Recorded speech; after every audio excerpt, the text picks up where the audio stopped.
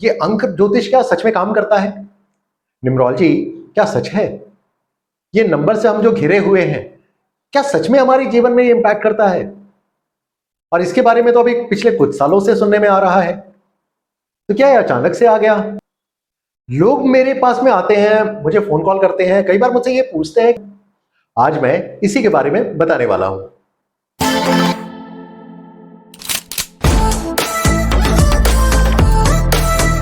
नमस्कार, आशा करता हूं कि आप सभी लोग बहुत अच्छे होंगे।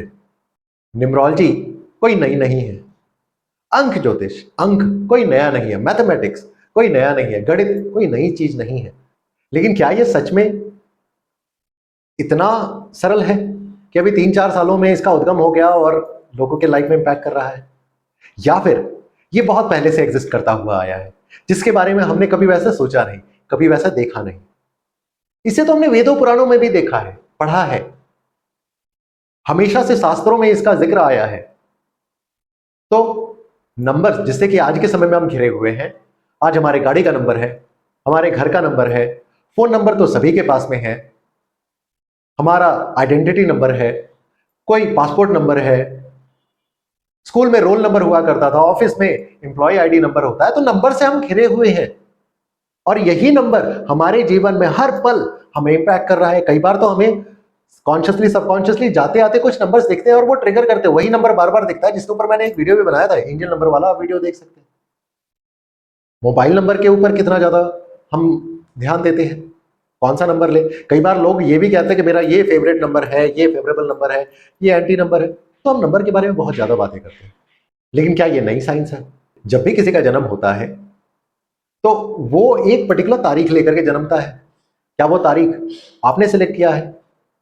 जिसने जन्म लिया है उसने ही सिलेक्ट किया है, चाहे उसका नेचुरल डिलीवरी हो या सी सेक्शन डिलीवरी, लेकिन वो डेट तो उसी ने निर्धारित किया है। तभी वो जन्म लेगा जब वो चाहेगा, डॉक्टर भी उसी समय इनिशिएट करेगा। तो उसी तरीके से अगर हम बात करें तो जब भी किसी का जन्म होता है ना, तो उसके साथ में 2 नंबर्स उसके जीवन में जुड़ जाते हैं, जो कि उसके मृत्यु तक उसके साथ रहते हैं, जिसे हम बर्थ नंबर और डेस्टिनी नंबर कहते हैं। कुछ लोग इसे ड्राइवर कंडक्टर भी कहते हैं।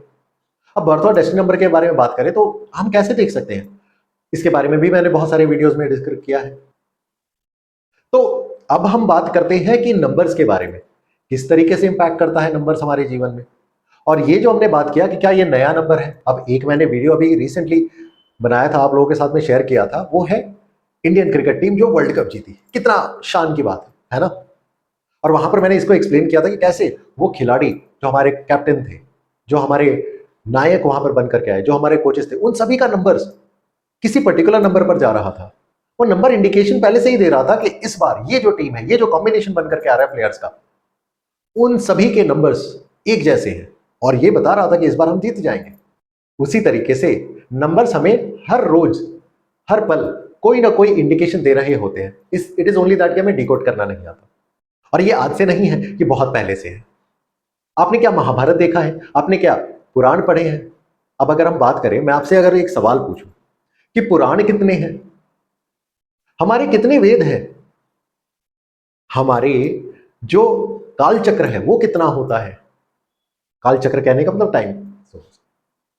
गीता के कितने अध्याय हैं, गीता में कितने श्लोक हैं, वर्सेस कितने हैं? तो आंसर निकल करके आता है इन सभी का, वो है 18 का नंबर। पुराण कितने हैं? 18। वेद कितने हैं? वो भी 18। काल चक्र कितना होता है? वो भी 18। गीता में जो चैप्टर्स हैं वो भी 18 है। गीता में जो श्लोक लिखे गए वो भी 18,000, वहां पर भी 18 का नंबर आ रहा है।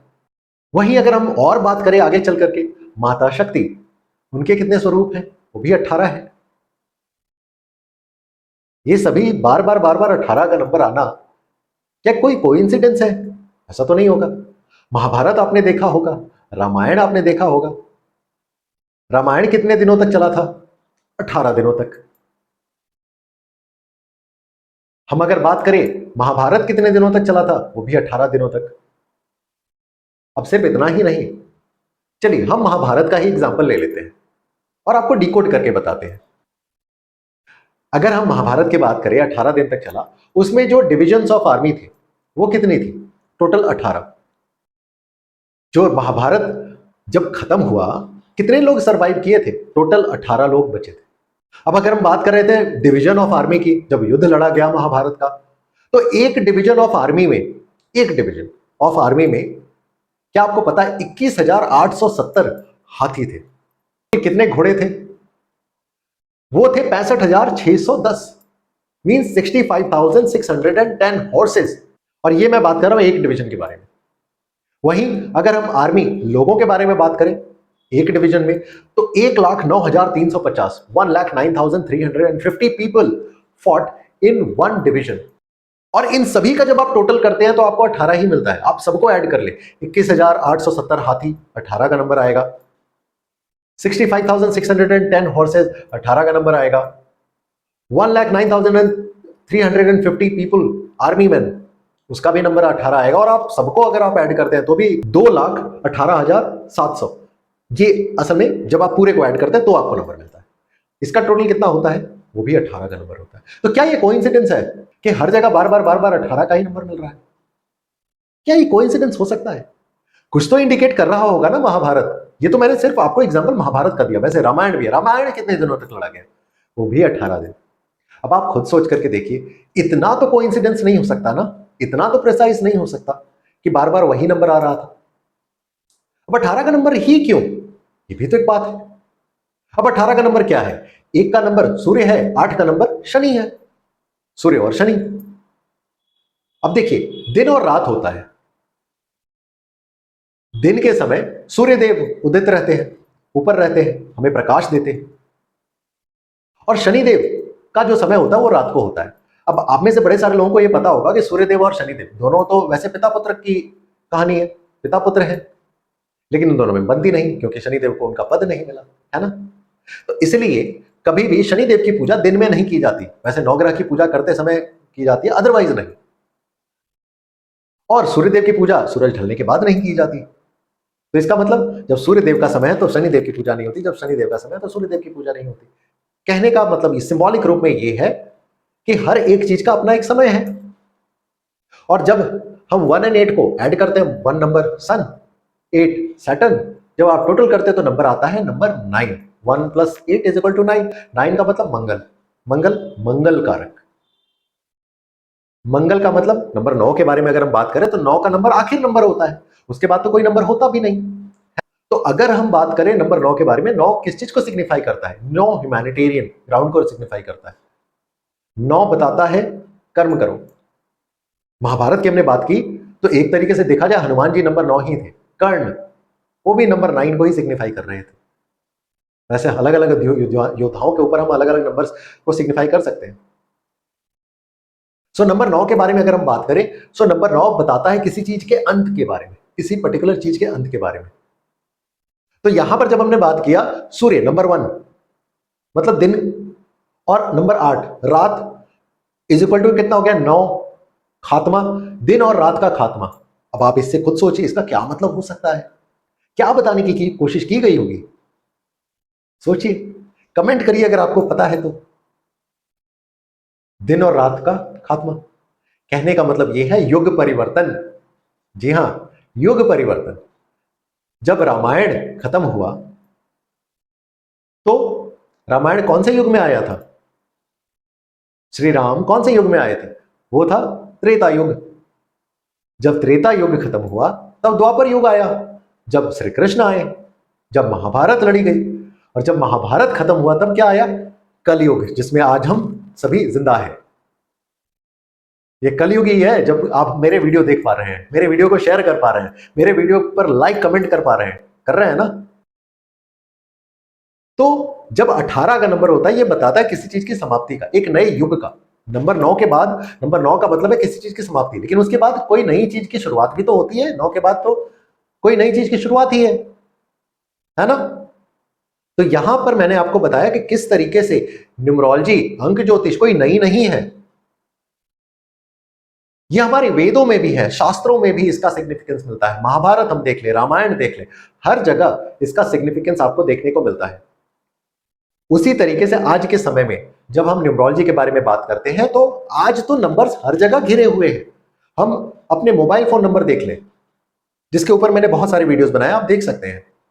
हम गाड़ी के नंबर देख लें, अपने घर का नंबर देख लें। जब आप कोई घर खरीदने जाते हैं तो वास्तु जरूरी होता है, नंबर्स भी जरूरी होता है कि अगर कोई घर का नंबर ले रहे हैं तो उसको कैसे वास्तु के साथ में आप अपनी कुंडली के अनुसार आप अलाइन कर सकते हैं, ताकि वो किसी पर्टिकुलर आपके कुंडली के दोष को भी वो नष्ट करने में क्षमता रखती है, जो कि हम अपने क्लाइंट को एडवाइस करते हैं कि आप ऐसा घर लीजिए न्यूमरोलॉजी के अनुसार, एस्ट्रोलॉजी के अनुसार, वास्तु के अनुसार। ये अंक ज्योतिष कोई नई साइंस नहीं है, ये बहुत पुरानी है। आप अपने इर्द गिर्द देखें, कई बार आपको कोई पर्टिकुलर नंबर बार बार दिख रहा होता है, वो आपको कुछ बता रहा है, कोई एक सीक्रेट मैसेजिंग है, आप उसको डिकोड करना सीखें। और अगर नहीं समझ आता, मेरे वीडियोस आप देखिए, बहुत सारी अलग अलग सब्जेक्ट्स पर मैंने जवाब दिया, या फिर आप कमेंट करके भी मुझसे कुछ छोटे सवाल पूछ सकते हैं, या फिर आप हमसे कंसल्टेशन भी ले सकते हैं, हमारे कोर्सेज ज्वाइन कर सकते हैं, जहां पर कि हम आपको सच में बताते हैं कि किस तरीके से नंबर्स आपके जीवन में रोल प्ले करता है, नंबर्स आपको सिग्निफाई करता है अलग अलग जीवन के आयामों के बारे में। जैसे वर्ल्ड कप के बारे में हमने जिक्र किया ना, विराट कोहली सबसे बड़े हमारे इंडियन क्रिकेट टीम में प्लेयर है, रोहित शर्मा है। क्या आपने उनकी जर्सी का नंबर देखा है? विराट कोहली का जर्सी का नंबर भी 18 है ना, सबसे बड़े प्लेयर है हमारी क्रिकेट टीम में। आप देख लें रोहित शर्मा को, हमारे कैप्टन है, जर्सी का नंबर क्या है? 45, वो भी नंबर 9 पर जाता है ना। अब ये क्या कोइंसिडेंस है? नहीं, कुछ तो सिग्निफाई कर रहा है, कुछ तो बता रहा है, कोई तो मैसेजिंग दे रही है। वो मेरे वर्ल्ड कप वाले वीडियो को देखिए, आपको और समझ में आएगा। वहां पर मैंने कोचेस के बारे में और जो अलग अलग प्लेयर्स है, चाहे हम रविंद्र जाडेजा के बारे में बात कर ले, हार्दिक पांड्या के बारे में बात कर ले, सबके बारे में हमने बताया हुआ है कि कैसे वो एक कोइंसिडेंस वहां पर हो रहा था। कोइंसिडेंस नहीं, कोइंसिडेंस नहीं था। कुछ लोग कहते हैं कोइंसिडेंस, हमारे अनुसार तो ये साइंस है, ये एक प्योर साइंस है जो कि आपको बहुत मैसेजिंग कर रही है, बहुत कुछ बता रही है आने वाले इंडिकेशंस के बारे में। तो जब हम सिखाते हैं, जब हम कोर्सेज में सिखाते हैं, तो हम आपको बताते हैं कि किस तरीके से करके आप अपने जीवन में आने वाले चीजों को आप खुद डिकोड कर सकते हैं कि अच्छा अब ये आने वाला है, अब ऐसा होने वाला है, आप पहले से प्रिडिक्ट कर सकते हैं। जब हम कंसल्टेशन देते हैं तो हम उन आयामों को हम देखते हैं कि आपके जीवन में कोई अगर घटना घटी है तो क्यों घटी है, उसका क्या मतलब है। तो आज मैंने आपको ये इंफॉर्मेशन देने की कोशिश की जिससे कि आपको समझ आ सके कि ये साइंस कितना ब्रॉड है। आई होप ये वीडियो आपको अच्छा लगा होगा। लाइक करिए, कमेंट करिए, सब्सक्राइब करिए। अच्छा लगा हो शेयर करिए। धन्यवाद।